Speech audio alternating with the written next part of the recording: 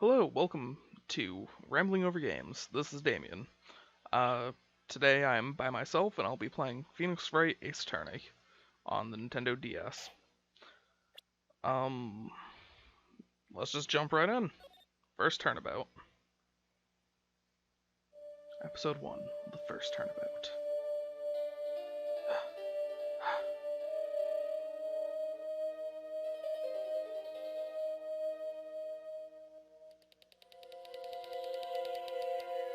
Damn it. Why me? I can't get caught. Not like this. I've got to find someone to pin this on. Someone like him. I'll make it look like he did it. Oh, murder mystery. August 3rd, 9:47 a.m. District Court, Defendant Lobby, number 2. Boy, am I nervous. Right. Oh, hiya, Chief. Ooh, I'm glad I made it on time. Well, I have to say, Phoenix, I'm impressed. Not everyone takes on a murder trial right off the bat like this. Well, I'm not everybody, I'm just okay, yeah. It says a lot about you, and your client as well. Thanks? I don't know. Actually, it's because I owe him a favor. A favor? You mean you knew the defendant before this case? Yeah. I really knew the defendant before this case. Yes. Actually, I kind of owe my current job to him. He is one of the reasons I became an attorney. Well, that's news to me. I want to help him out any way I can. I just really want to help him. I owe him that much. It's over! My life, everything, it's all over! Oh boy. Isn't that your client screaming over there? Yeah, that's him. Death, despair, oh! I'm gonna do it. I'm gonna die! Sounds like he wants to die. I wonder what gave that away. Yeah. Nick! Hey, hey there, Larry. Dude, I'm so guilty. Tell them I'm guilty. Give me the death sentence. I ain't afraid to die. What? What's wrong, Larry? Oh, it's all over. I'm finished. Finished. I can't live in a world without her. I can't. Who took her away from me, Nick? Who did this? Oh, Nick, you gotta tell me. Who took my baby away? The person responsible for your girlfriend's death? Newspaper says it was you. Oh, that's very inconvenient, honestly. Before I continue, just want to point out that I probably sound very monotone, and try not to. I'm not used to doing this by myself. Typically, all the videos so far have been with Will, and yeah, not used to being by myself. But without further ado, my name is Phoenix Wright. Here's the story. My first case is a fairly simple one. A young woman was killed in her apartment. The guy they arrested was the unlucky sap dating her, Larry Butts, my best friend since grade school. Our school had a saying: when something smells, it's usually the butts. In the 23 years I've known him, it's usually been true. He has a knack for getting himself in trouble. One thing I can say though, it's usually not his fault. He just has terrible luck. I know better than anyone that he's a good guy at heart. And I owe him one, which is why I took this case to clear his name. And that's just what I'm going to do. August 3rd, 10 o'clock a.m., District Court, Courtroom number 2. Yay, it begins. The court is now in session for the trial of Mr. Larry Butts. Prosecution is ready, Your Honor. The, defense is ready, Your Honor. Mr. Wright, this is your first trial, is it not? Yes, Your Honor. I'm, a little nervous. Your conduct during this trial will decide the fate of your client. Murder is a serious charge. For your client's sake, I hope you can control your nerves. Thank you, Your Honor. Mr. Wright, given the circumstances, I think we should have a test to ascertain your readiness. Yes, Your Honor. Handshaking. Eyesight fading. That doesn't sound healthy. The test will consist of a few simple questions. Answer them clearly and concisely. Please state the name of the defendant in this case. That's definitely Phoenix Wright. No doubt about it. The defendant, well, that's Larry Butts, Your Honor. I apologize for the lack of actual commentary. This game is very text-heavy. I'll probably be talking as myself more during investigation parts and everything, but during the court trials, I'll mostly just be reading. Correct. Just keep your wits about you, and you'll do fine. Next question. This is a murder trial. Tell me, what's the victim's name? Whew, I know this one. Glad I read the case report cover to cover so many times. I didn't. It's Cindy. Her name is Cindy.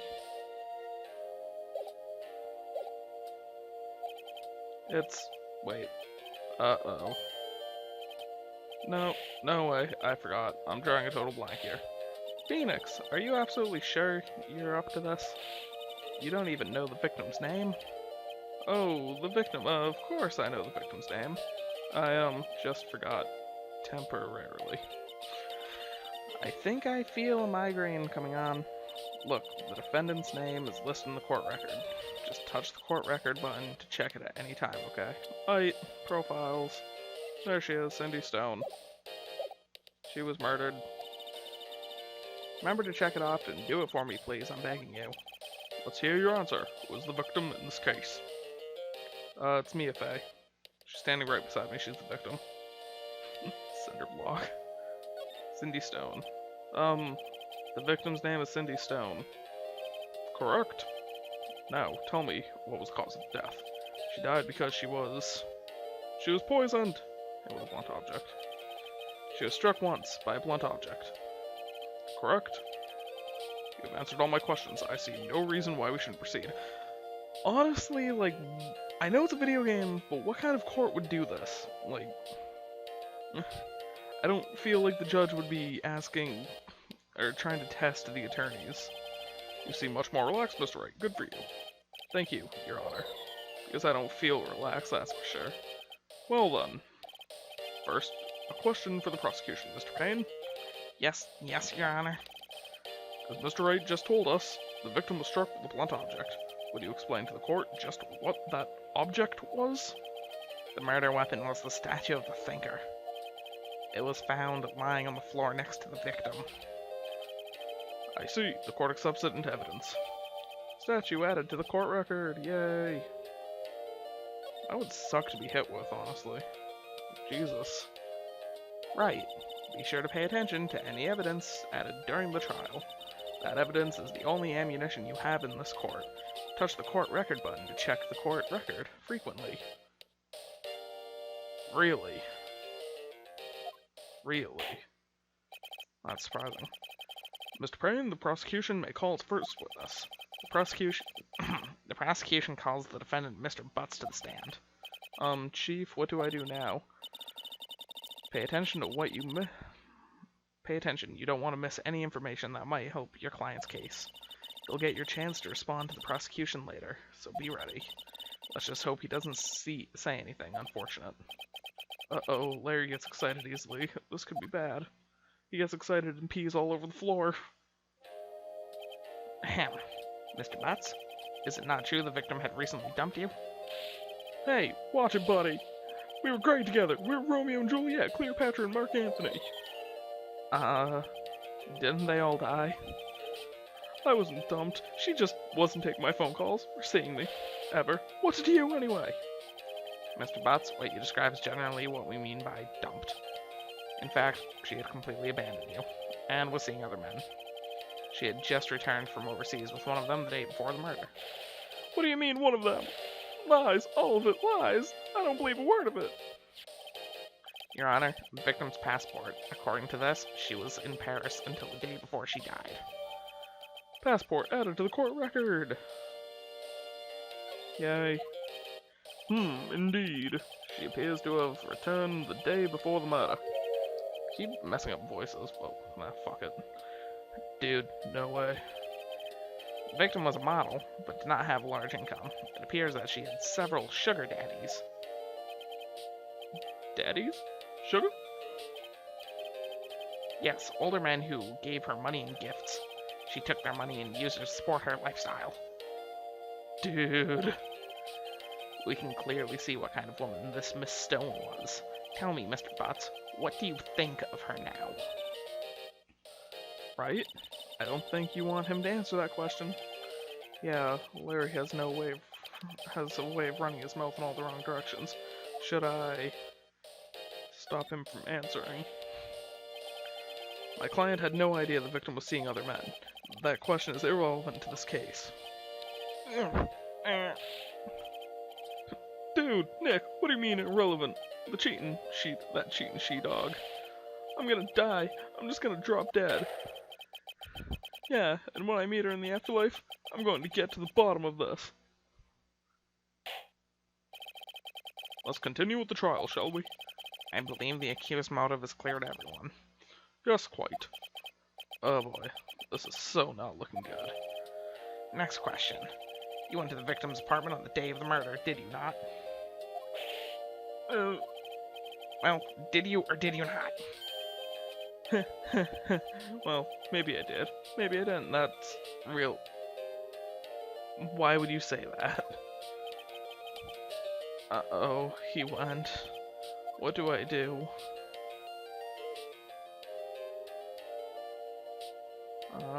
Stop him from answering, I guess? I like a dog. Well, see, it's like this. I don't remember. You don't remember? Well then, we'll just have to remind you. I got a bad feeling about this. We have a witness that can prove he did go to the victim's apartment that day. Well, that simplifies matters. Who is your witness? The man who found the victim's body, also probably the murderer. Just before making the gruesome discovery, he saw the defendant fleeing the scene of the crime. Order on the court! Mr. Payne, prosecution may call its witness. Yes, Your Honor. This is bad. On the day of the murder, my witness was selling newspapers to the victim's building. Please bring Mr. Frank Sawit.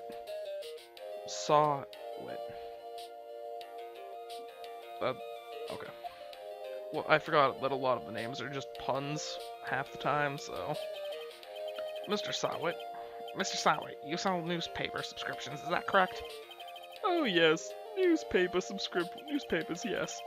Mr. Sawit, you may proceed with your testimony. Please tell the court what you saw on the day of the murder. Finally, witness account. I was going door to door selling subscriptions when I saw a man fleeing from an apartment. I thought he must be in a hurry because he left that door half open behind him. Thinking it strange, I looked inside the apartment.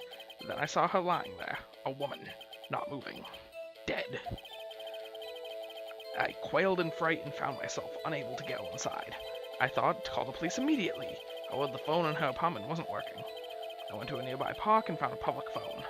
I remember the time exactly. It was 1 o'clock p.m. The man who ran was without a doubt the defendant sitting right over there. 1 o'clock p.m. Oh. Alright, 1 second. Larry, why didn't you tell the truth? I can't defend you against a testimony like that. Incidentally, why wasn't the phone in the victim's apartment working? Your Honor, at the time of the murder, there was a blackout in the building. Aren't phones supposed to work during a blackout? Yes, Your Honor. However, some cordless phones do not function normally. The phone Mr. Sawit used was one of those. Your Honor, I have a record of the blackout for your per usual. Now, Mr. Wright. Yes, Your Honor. You may begin your cross-examination. Cross-examination, Your Honor? Alright, okay. Cross-examining is just I feel like I could have just done this a lot earlier, but cross-examining, I'm just going to be looking for lies and contradictions in the witness's testimony. And to prove that, just to prove that the witness is lying. Yes. Alright. Okay, here we go. There's one thing that bugged me about that, is that he said it was 1 o'clock when he when he called the police. However, her time of death 4 p.m.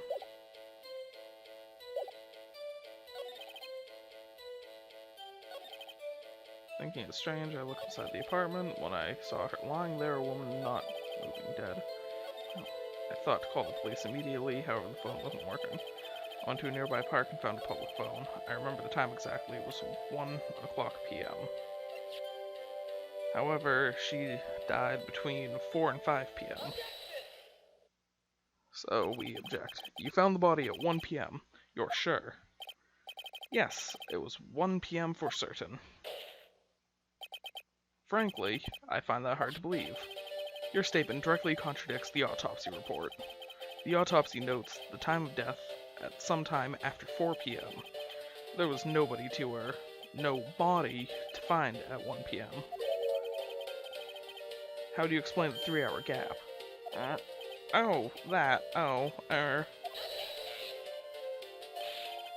This is trivial. The witness merely forgot the time. After his testimony, I find that hard to believe. So, yeah, you just want to find contradictions in their testimonies, and yeah. This series is honestly one of my favorite video game series out there. However, I have only played 3 of them. This one, the second one, and most recently I just finished Professor Layton vs. Phoenix Wright on the 3DS. So yeah. Wait, I remember now. Would you care to give a testimony again? So yeah. The time of discovery. You see, when I found the body, I had the time. I messed up his voice again, whatever. His voice saying the time, it was probably coming from the television. Oh, but it was 3 hours off, wasn't it?